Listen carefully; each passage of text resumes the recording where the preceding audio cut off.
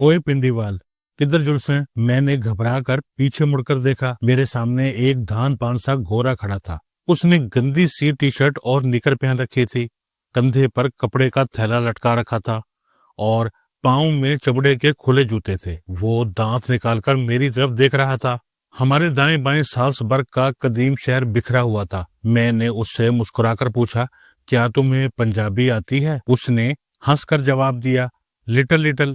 میں 4 سال اسلام آباد رہا ہوں۔ وہ مجھے دلچسپ کردار لگا۔ میں نے اسے کافی کی آفر کی اور وہ چھلانگ لگا کر بینچ پر میرے سامنے بیٹھ گیا۔ یہ فرینکی کے ساتھ میری پہلی ملاقات تھی۔ میری اس کے ساتھ مزید 2 ملاقاتیں بھی ہوئیں، لیکن پھر وہ فوت ہو گیا۔ فرینکی USAID میں کام کرتا تھا، آسٹریا سے تعلق تھا۔ ذوالفقار علی بھٹو کے دور میں پاکستان میں تعینات ہوا۔ 4 سال اسلام آباد رہا۔ اس کا زیادہ وقت راولپنڈی میں گزرتا تھا، چنانچہ وہ پوٹھوہاری زبان سیکھ گیا۔ راولپنڈی، اسلام آباد اور لاہور میں اس کے بے شمار دوست تھے۔ وہ انہیں مس کر رہا تھا۔ میں نے اس سے پوچھا، تم کتنی مرتبہ پاکستان گئے؟ اس نے بتایا وہ 1975 میں پاکستان پوسٹ ہوا تھا اور 1979 تک اسلام آباد رہا۔ 1984 میں اس نے ریٹائرمنٹ لے لی۔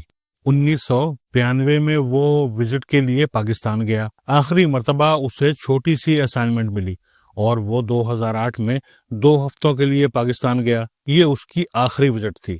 میں نے اس سے پاکستان میں ہونے والی تبدیلیوں کے بارے میں پوچھا۔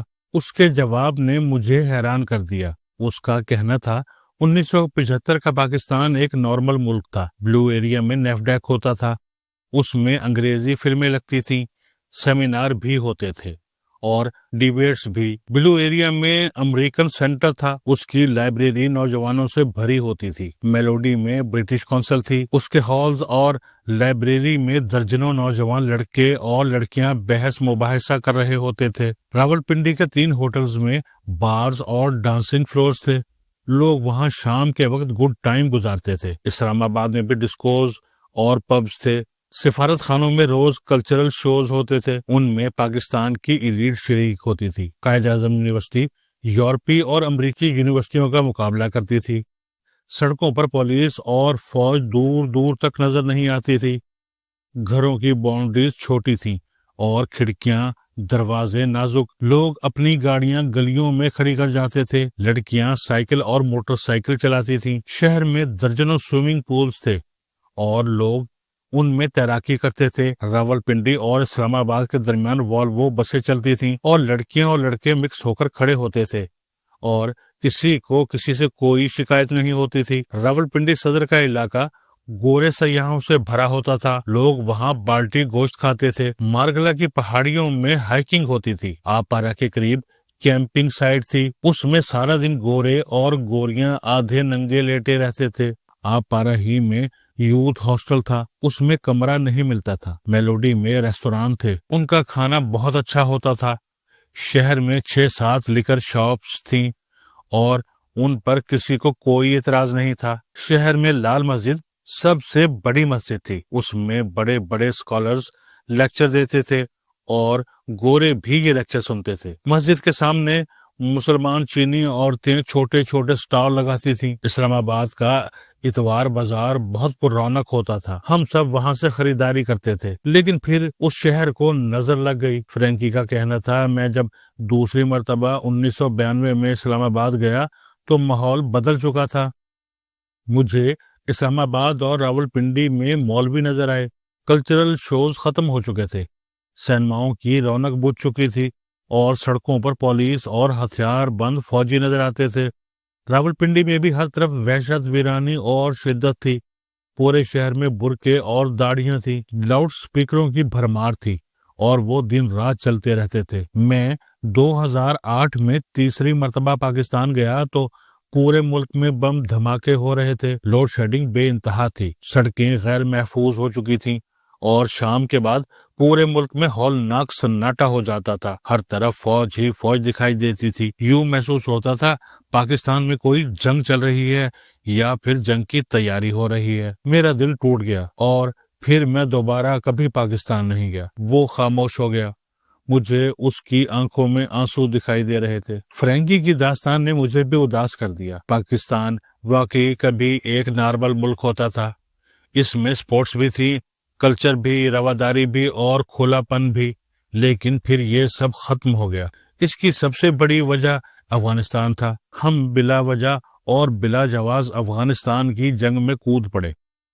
امریکہ اس زمانے میں سوویت یونین سے براہ راست لڑنا نہیں چاہتا تھا۔ اسے کرائے کا کوئی ایسا ملک چاہیے تھا جو اس کے مقاصد پر قربان ہو جائے۔ ہم ان دنوں فارغ تھے، لہٰذا ہم نے اپنی گردن آگے کر دی اور اس کے بعد ہم ایک ایب نارمل معاشرہ بنتے چلے گئے۔ آپ یہاں یہ یاد رکھیں، جنگیں فوجیں نہیں لڑا کرتی، قومیں لڑتی ہیں، چنانچہ ان کا سارا ملبہ بھی قوموں کے سر پر گرتا ہے۔ امریکہ کو 1980 میں پوری پاکستانی قوم چاہیے تھی اور ہم نے یہ قوم پلیٹ میں رکھ کر اس کے حوالے کر دی تھی۔ ہمارے سکولوں کا سلیبس تک یونیورسٹی آف نیبراسکا میں تیار ہوا۔ 1980 سے قبل مطالعہ پاکستان اور اسلامیات کی جگہ معاشرتی علوم اور دینیات کے مضامین ہوتے تھے۔ دینیات میں تمام مذاہب کے بارے میں پڑھایا جاتا تھا اور مذہبی رواداری کی بات کی جاتی تھی، جبکہ معاشرتی علوم میں معاشرے کو بہتر بنانے اور انسانیت پروان چڑھانے کے سبق ہوتے تھے۔ پھر امریکہ آیا اور اس نے معاشرتی علوم کو مطالعہ پاکستان اور دینیات کو اسلامیات میں تبدیل کر کے انہیں لازمی قرار دے دیا۔ مطالعہ پاکستان میں جان بوجھ کر افغانی حملہ آوروں کو مجاہدین بنا کر پیش کیا۔ یہ بھی ثابت کیا گیا افغانستان کبھی فتح نہیں ہوا، جبکہ یہ سراسر جھوٹ تھا۔ افغانی حملہ آور مجاہد نہیں تھے، یہ صرف ہندوستان کو لوٹنے آتے تھے۔ ان کا ہندوستان میں اسلام پھیلانے کا کنٹریبیوشن 2% سے زیادہ نہیں تھا۔ اس خطے میں اسلام صوفیہ کرام اور مسلمان تاجروں نے پھیلایا۔ افغانستان کو ناقابل شکست ثابت کرنا بھی سفید جھوٹ تھا۔ سکندر اعظم سے لے کر اشوک اعظم اور چنگیز خان تک ہر چھوٹے بڑے وارئر نے نہ صرف افغانستان فتح کیا بلکہ اسے مکمل طور پر تاراج بھی کیا۔ کندھار آباد ہی سکندر اعظم نے کیا تھا اور یہ سکندریہ کہلاتا تھا۔ غزنوی ہوں یا غوری، یہ ترک تھے اور یہ افغانستان پر قابض ہوئے تھے۔ ازبک طویل عرصے تک افغانوں پر حکومت کرتے رہے، یہ مغلوں کے قبضے میں بھی رہا اور 1839 میں اسے برطانوی فوج نے بھی فتح کر لیا تھا۔ تاہم یہ درست ہے، برطانیہ زیادہ عرصے یہ قبضہ برقرار نہیں رکھ سکا۔ 1980 میں روس افغانستان آ گیا۔ اس وقت اگر ہم قربانی نہ دیتے اور امریکہ آگے نہ آتا تو شاید یہ آج بھی روس کا حصہ ہوتا اور آخر میں امریکہ بھی 20 سال افغانستان پر قابض رہا۔ لہٰذا افغان ناقابل تسخیر ہیں، یہ مکمل غلط اور جھوٹ ہے، اور یہ جھوٹ 1980 کی دہائی میں پاکستان کو افغان جہاد کی فیکٹری بنانے کے لیے نیبراسکا میں گھڑا گیا تھا۔ اسی طرح اسلامیات میں جہاد سے متعلق مواد شامل کیا گیا اور اس کے ذریعے پاکستانی قوم کی ذہن سازی کی گئی۔ امریکہ کی مدد سے نیم خواندہ مولوی حضرات کو بھی قوم کا ہیرو بنا دیا گیا۔ ان کے ہاتھ میں رائفل اور زبان پر شعلے بھی اگائے گئے۔ انہیں بڑی بڑی گاڑیوں اور رقبوں کا مالک بھی بنایا گیا، جس کے نتیجے میں مولوی نے پاکستان کے ذہن اور ثقافت دونوں پر قبضہ کر لیا۔ اس کا نتیجہ یہ نکلا، ہم آج خوف سے وہ سوال بھی نہیں کر سکتے جو رسول اللہ صلی اللہ علیہ وآلہ وسلم اور خلفائے راشدین کے زمانے میں عام بدو بھی کر لیا کرتے تھے، اور اس سے دین پر حرف آتا تھا اور نہ حرمت رسول مجروح ہوتی تھی۔ پاکستان دنیا کا تیسرا ملک ہے جس میں جنگ سکولوں میں پڑھائی جاتی ہے، جس میں محمد بن قاسم اور محمود غزنوی سلیبس کا حصہ ہیں۔ لہٰذا اس کا یہ نتیجہ نکلا، پوری قوم کا مزاج جنگی ہو چکا ہے۔ لوگ اب سبزی اور نان خریدتے ہوئے بھی دوسروں کو قتل کر دیتے ہیں۔ دوسرا، ہم افغانوں سے ذہنی طور پر مغلوب ہو چکے ہیں۔ ہم افغانوں سے لڑتے ہوئے یا انہیں بے دخل کرتے ہوئے بھی گھبراتے ہیں۔ آپ کو یقین نہ آئے تو آپ 45 سال کا ڈیٹا دیکھ لیں۔ ہم نے آدھی صدی میں افغانستان کی وجہ سے کتنی لاشیں اٹھائیں؟ کیا یہ اس خوف کا نتیجہ نہیں؟ اور تیسرا اور آخری نتیجہ، مولوی ملک کا قانون اور آئین بن چکے ہیں۔ یہ جب چاہتے ہیں اور جس کو چاہتے ہیں اسے گستاخ رسول قرار دے کر زندہ جلا دیتے ہیں، اور ریاست منہ دیکھتی رہ جاتی ہے۔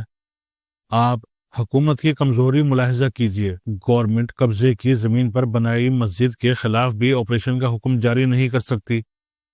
چیف جسٹس قاضی فائز عیسیٰ اور آرمی چیف جنرل باجوہ کو غیر مسلم قرار دے دیا جاتا ہے، اور ریاست میں الزام لگانے والوں کے خلاف کارروائی کی جرات نہیں ہوتی۔ آپ دل پر ہاتھ رکھ کر جواب دیجیے، کیا ہماری ریاست اس ملک میں مصوری، مجسمہ سازی، موسیقی اور تھیٹر کے حق میں قانون سازی کر سکتی ہے؟ کیا یہ اسلام آباد میں مندر، گردوارہ اور ٹیمپل بنانے کی اجازت دے سکتی ہے؟ اور کیا یہ اسلامیات کو دوبارہ دینیات اور مطالعہ پاکستان کو معاشرتی علوم میں تبدیل کر سکتی ہے؟ جی نہیں۔ جو ریاست مدارس کی رجسٹریشن پر بلیک میل ہو جاتی ہے، وہ اتنے بڑے بڑے فیصلے کیسے کرے گی؟ یہ ہے پاکستان، ایک نارمل معاشرے کا متلاشی پاکستان۔